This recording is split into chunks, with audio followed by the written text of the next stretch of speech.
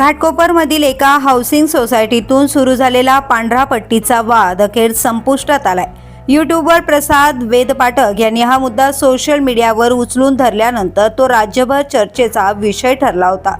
सोसायटीतील काही जैन कुटुंबियांनी कुणाचीही परवानगी न घेता आवारात पांढरी पट्टी रंगवल्याचा आरोप करण्यात आला होता। प्रसाद वेदपाठक यांनी या प्रकाराला विरोध दर्शवत सार्वजनिक ठिकाणी धार्मिक प्रथा लादल्या जाऊ नयेत अशी भूमिका घेतली होती। त्यांच्या या भूमिकेला अनेक रहिवाशांनीही पाठिंबा दिला होता। या प्रकरणाची माध्यमांनीही दखल घेतल्यानंतर अखेर सोसायटीतील संवाद आणि परस्पर सहकार्याच्या माध्यमातून तोडगा निघाला आहे। वादाचे केंद्र ठरलेली पांढरी पट्टी हटवून त्या जागेवर पुन्हा रंगकाम करण्यात आले।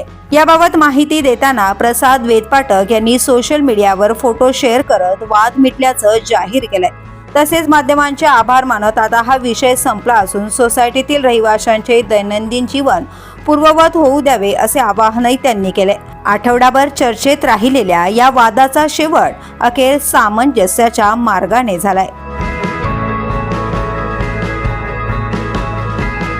द पोलीस न्यूज साठी अनिल शिरसाट, घाटकोपर।